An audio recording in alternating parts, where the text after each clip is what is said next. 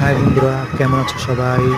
আমরা মালদায় গিয়েছিলাম এবং মালদা থেকে ফেরার পথে এই ফারাক্কা ব্রিজের ভিডিও করলাম।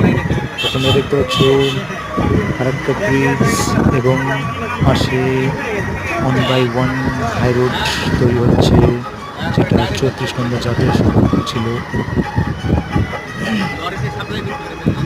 তখন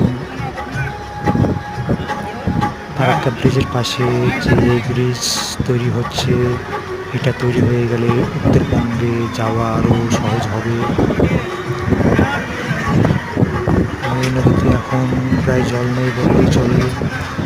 ওদিকে দিকে দেখতে পাবে তোমরা, পুরো শুকনো, জল একদম নেই, বালুর চর পড়ে গেছে।